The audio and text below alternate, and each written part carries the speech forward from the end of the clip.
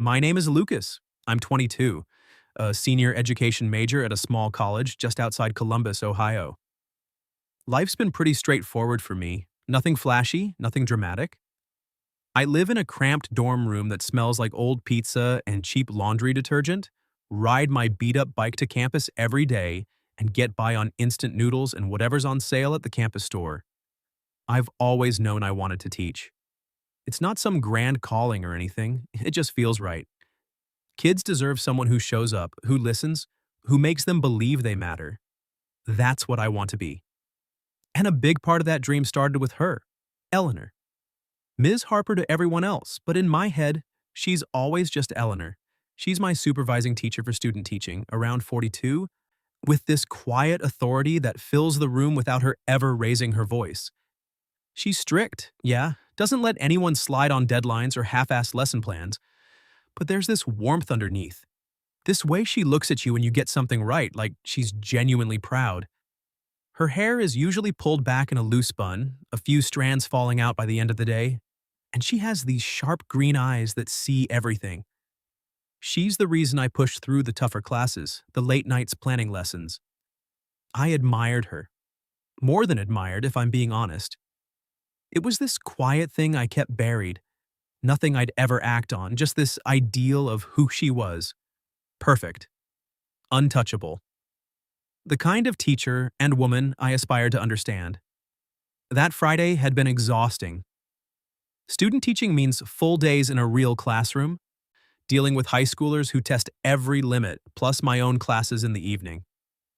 By the time the final bell rang, I was drained, sweaty from the unseasonal heat, my shirt sticking to my backpack heavy with graded papers.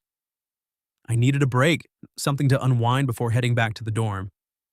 There's this little coffee spot a few blocks from campus, nothing fancy, just a rundown place with mismatched chairs, outdoor tables under a faded awning, and decent iced coffee that doesn't cost half my paycheck. I chained my bike to a pole out front and was about to head inside when I glanced toward the side patio. That's when I saw her.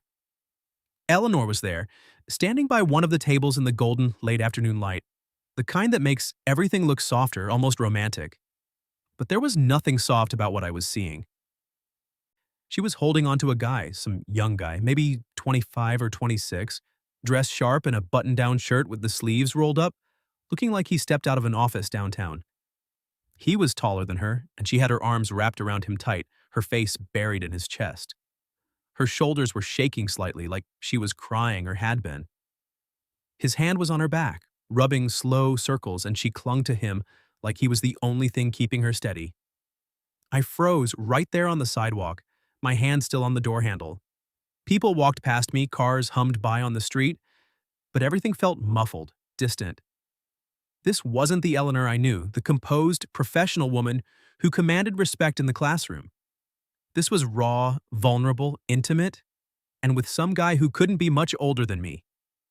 The way she held him, the way her fingers gripped his shirt, it wasn't casual, it wasn't just comfort. There was something desperate in it, something that made my stomach twist. All those months of quiet admiration, the way I'd linger after class just to hear her feedback, the stupid little fantasies I'd never admit to, they shattered in that moment. She wasn't the flawless ideal I'd built up in my head. She was human, complicated, involved with someone in a way that felt wrong. Or maybe it was just wrong for me to see it.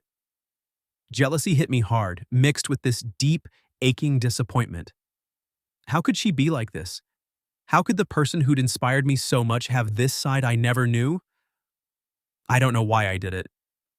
My hand moved on its own, pulling out my phone from my pocket. I zoomed in just enough, my thumb hovering for a second before I snapped the photo. One single shot, her face partially hidden against him, the sunset casting this cruel, beautiful glow over the whole scene. It wasn't for blackmail or anything stupid like that. I wasn't thinking straight, I just needed proof. Proof that the Eleanor I thought I knew had never really existed, or that she'd just broken something in me. I shoved the phone back in my pocket and turned away, unchaining my bike with shaking hands. The ride back to the dorm was a blur. Wind whipping past, my legs burning as I pedaled harder than necessary, trying to outrun the image burned into my brain. By the time I locked up outside my building, the hurt had settled deep in my chest, heavy and unrelenting. I had no idea that one photo, taken in a moment of stupid, heartbroken impulse, was about to ruin everything. That night, I didn't sleep.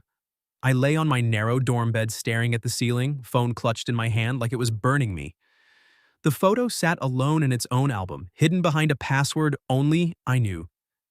I kept opening it, zooming in on her face, on the way her fingers dug into the guy's back, on the tear tracks I could almost see in the golden light. Every time I looked, the knife twisted a little deeper. Around midnight, I heard the door creak. Ryan, my roommate and the closest thing I had to a best friend on campus, stumbled in from whatever party he'd been at. He smelled like cheap beer and the cold night air. He flicked on the light, saw me still dressed, eyes red, and stopped short. "Dude, you look like death? What happened? Bad feedback on your lesson plan?" I didn't answer. I just turned the phone face down. He flopped onto his bed, kicked off his shoes, then noticed the glow still coming from my screen. Curiosity got him. He always was nosy. Before I could stop him, he lunged across the gap between our beds and snatched the phone out of my hand. "Yo, what's got you so—" He stopped. The screen lit up his face as he stared at the photo. For a second, he was completely silent. Then he let out a low whistle. "No fucking way. That's Ms. Harper. Like our Ms. Harper?" "Give it back," I croaked. He ignored me, zooming in exactly like I had been doing. "Holy shit, Lucas, she's got a boyfriend? And he's what, our age? This is gold." "It's not what you think," I snapped, lunging for the phone. He twisted away, laughing. "Oh, it's exactly what I think. The Ice Queen's got a secret boy toy. Wait till the group sees this." "Don't you dare!" My voice cracked, but Ryan was already screenshotting it. I saw the flash of the share menu. He sent it straight to our group chat, the one with 15 guys from the education program. The message he typed underneath made my blood run cold. "Guess who's getting it on with some random dude outside Brewhaven?" I tackled him. We crashed onto the floor, my phone skittering across the carpet. I managed to grab it, but it was too late. The little delivered check marks were already there.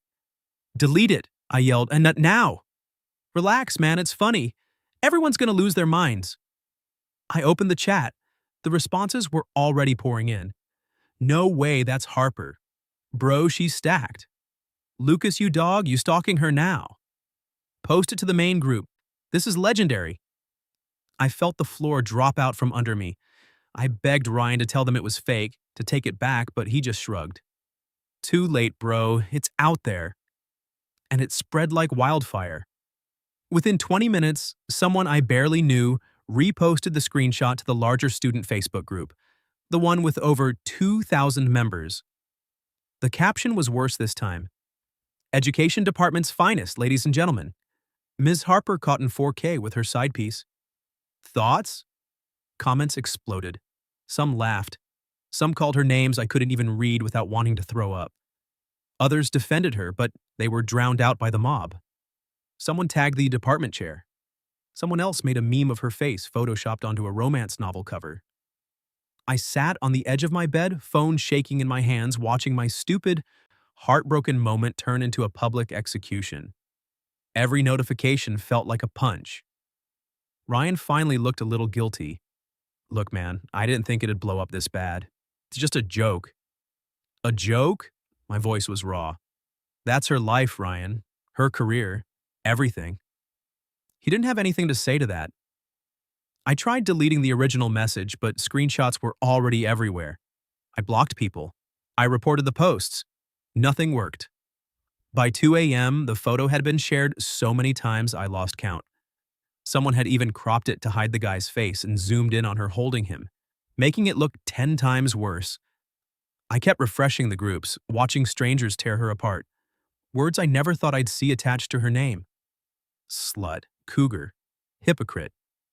Someone posted her faculty profile picture next to the photo like a before and after.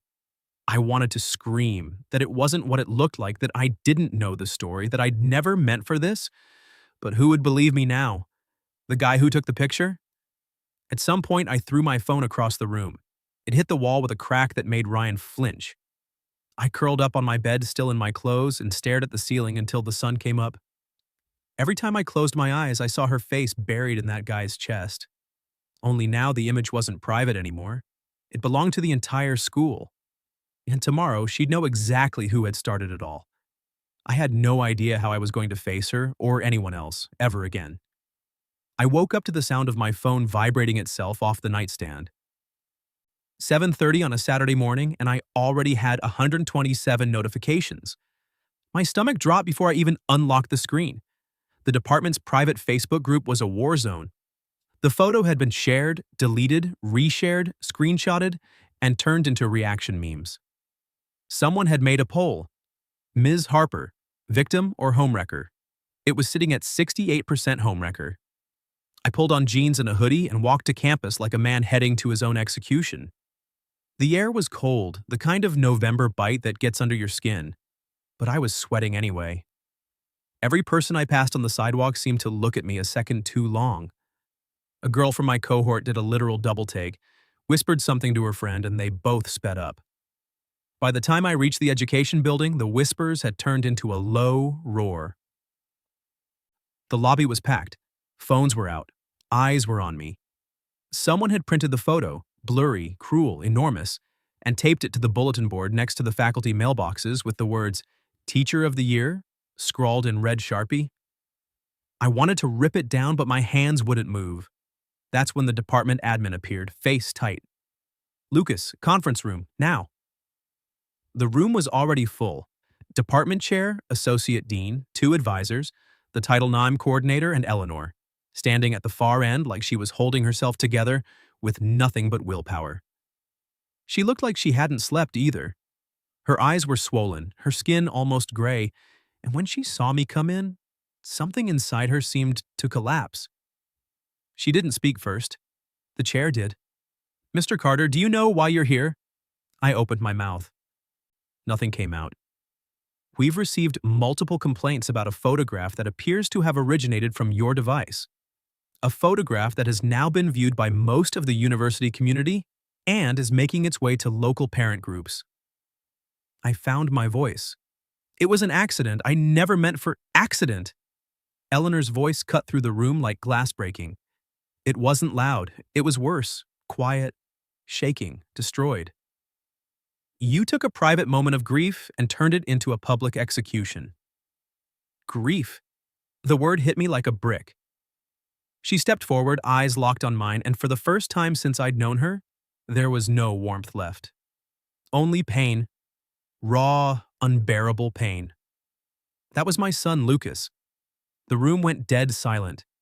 My son, who I hadn't seen in 8 months because he's been deployed. He got emergency leave 2 days ago because his wife left him and took their daughter. I was holding my boy because he was falling apart, and you, her voice cracked, you made the entire world think I was some kind of predator. I couldn't breathe. She wasn't crying now. She was beyond tears. I have spent 15 years building a reputation that one photograph, 1 second of your jealousy or whatever this was, has destroyed. Parents are emailing the dean. Students are calling for my resignation. My ex-husband is using it in court to try to take my visitation rights. The Title IX coordinator cleared her throat. "Miss Harper, we can address—" "No," Eleanor said, never taking her eyes off me. "I want to hear it from him. Look at me, Lucas. Tell me why." I tried. God, I tried.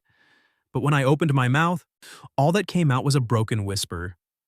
I didn't know." "You didn't know," she repeated, voice hollow. "That's all you have?" She turned to the chair. "I can't work with him. I won't." The chair nodded once. "Lucas, your placement is terminated effective immediately.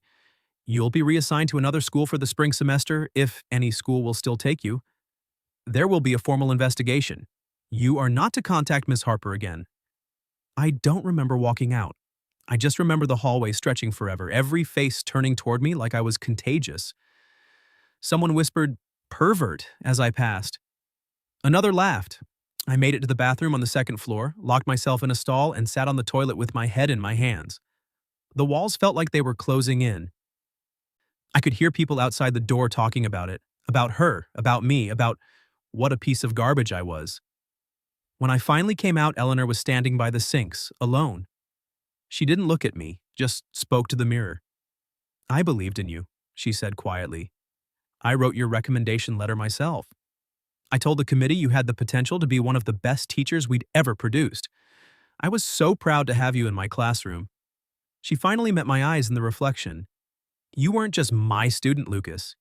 You were the reason I still love this job on the hard days. And now I don't know if I can ever walk into a classroom again without wondering who else is waiting to destroy me." She walked out without another word. I stood there until the bell rang for first period, surrounded by the smell of bleach and the sound of my own heartbeat. That was the moment I understood what hell felt like, and I had built it myself. After that meeting, I don't remember how I got back to the dorm. My legs carried me on autopilot, past clusters of students who went silent when I approached, past the bulletin board where someone had already replaced the torn-down printout with a fresh one. The cold air burned my lungs, but I barely felt it. Everything inside me had gone numb except for this crushing weight on my chest that made every breath feel borrowed. I locked myself in my room and didn't come out for the rest of the weekend. Ryan tried knocking once, said something about grabbing food, but I ignored him. My phone kept buzzing with notifications I couldn't bring myself to read. Group chats I was still in, even though no one was talking to me directly anymore. Just screenshots of more posts, more comments, more people piling on. Someone had dug up Eleanor's old faculty photo and put it side by side with the cropped image from the coffee shop, with heart emojis and fire emojis and words that made me want to smash the screen. By Sunday night, the story had evolved. Now it wasn't just about her hugging some guy, it was about me, the creepy student teacher who'd been obsessed with her, stalking her, taking photos like some kind of pervert. People I'd known for years were liking the posts, sharing them. One girl from my cohort even commented, "Always knew he was off. Poor Ms. Harper." I threw up in the bathroom twice that night. Monday morning came like a sentence. I had to go to class, my actual classes, not the student teaching placement that was now dead. I showered for the first time in days, put on the same hoodie from Friday because everything else felt too clean, too normal. The walk to the education building was the longest of my life. Heads turned, conversations stopped. A guy I'd tutored last semester literally crossed the street to avoid walking near me. In the lecture hall for methods of teaching, I took my usual seat in the back. The room filled up around me like I was invisible or contagious. No one sat in the rows nearby. When the professor started talking about classroom management and building trust with students, a few people turned to look at me. One girl whispered something and laughed behind her hand. I lasted 20 minutes before I walked out. Back in the dorm, Ryan was there, eating cereal straight from the box. He looked up when I slammed the door. "Dude, rough weekend, huh?" He tried for a grin, but it faltered when he saw my face. "Come on, it's not that bad. People will forget." I lost it. "Not that bad." I was across the room before I knew it, grabbing him by the shirt and shoving him against the wall. The cereal box hit the floor, spilling everywhere. "You think this is funny? You started this." He shoved me back, harder than I expected. "You took the damn picture, Lucas. I was just messing around." We went at it, fists, elbows, knees. I tasted blood where my lips split. He got a good one to my ribs that knocked the wind out of me. We crashed into my desk, knocking over my lamp, books scattering. It took 3 guys from down the hall to pull us apart. Ryan had a bloody nose. I had a black eye starting and a cut on my cheek. "Psycho," he spat, wiping his face with his sleeve as the other guys held him back. I didn't say anything, just grabbed my backpack and left. That night, I sat on the edge of my bed with an ice pack on my face, staring at my phone. I opened a new message to Eleanor. My thumbs hovered over the keyboard for an hour before I typed it out. "I'm so sorry. I never meant for any of this to happen. It was a mistake. A stupid, horrible mistake. Please believe me." I hit send. The little "delivered" turned to "seen" almost immediately. Then nothing. No dots, no response. Just those three gray words staring back at me. Tuesday was worse. I forced myself to go to the high school for what was supposed to be my last observation day. The hallways there were quieter, no social media explosion among teenagers yet, but the teachers knew. They had to. The way they looked at me in the staff lounge, the way conversations died when I walked in. Eleanor was in her classroom, door closed. I could see her through the window in the door, writing on the board with her back to me. I knocked once, softly. She didn't turn around.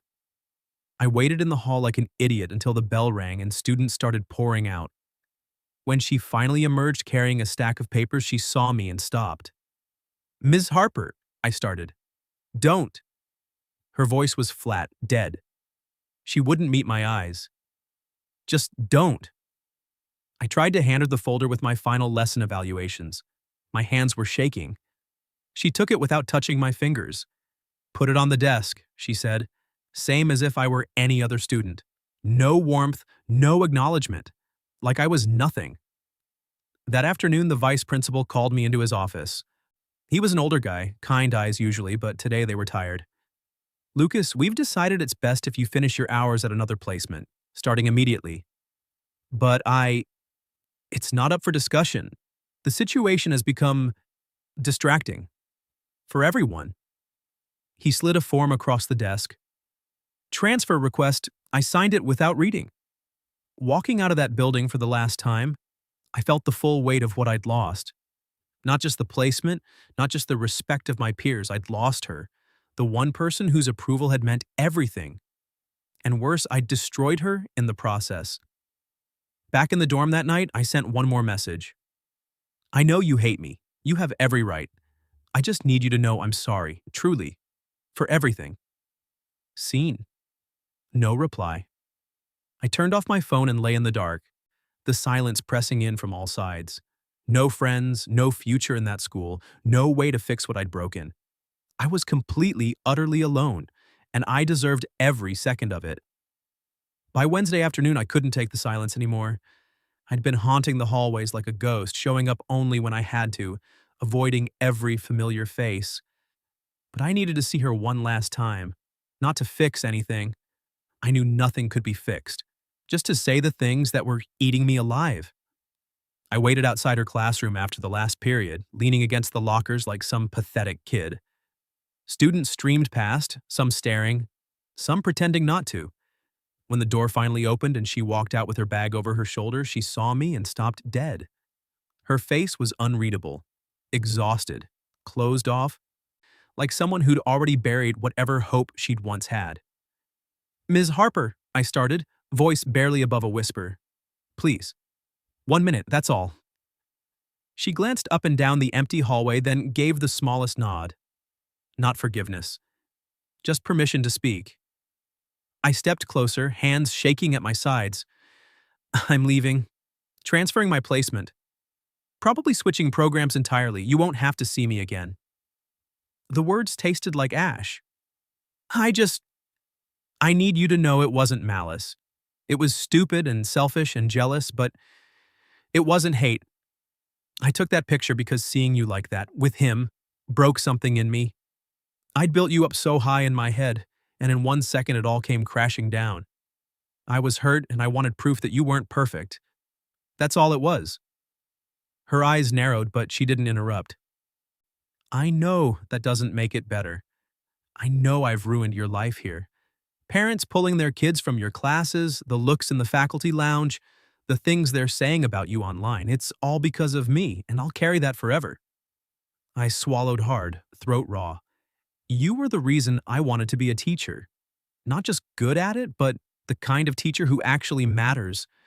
The way you saw potential in kids no one else bothered with. That's what I wanted to be. And somewhere along the line, that turned into more. Not love, not really. Worship, maybe. The worst kind. The kind that doesn't see you as human. A tear slipped down my cheek. I didn't wipe it away. "I am so sorry. For the photo. For not deleting it immediately. For letting Ryan see it. For every second this has hurt you. You didn't deserve any of it." She stared at me for a long moment, and when she finally spoke, her voice was quiet but steady. I needed someone to believe in too, Lucas. After everything I've been through, divorce, losing my mom last year, my son being gone so much, I needed to believe there were still good ones coming up, that the job was still worth it. You were that for me. She adjusted her bag, eyes distant. And now I look at my classroom and all I feel is dread, wondering who's judging me, who's waiting to tear me down next. She stepped around me, pausing just long enough to say one last thing without turning around. Goodbye, Lucas. That was it. No absolution. No understanding. Just goodbye. I sent one final message that night. I respected you more than anyone I've ever known. Maybe that's why it hurts so much to see you human. I'm sorry, I couldn't handle it better. I'll never forgive myself for what I took from you. This time, there wasn't even a scene. The message sat forever undelivered, like it had vanished into nothing, just like she had from my life. I finished out the semester remotely, transferred my student teaching hours to a district 2 hours away, and never went back to that building. Some nights I still wake up with the image of her face in that meeting, destroyed because of me. She's just a name on my recommendation list now, someone I'll never contact again. A scar I carry quietly. The perfect teacher I once idolized is gone, and the person who killed her was me,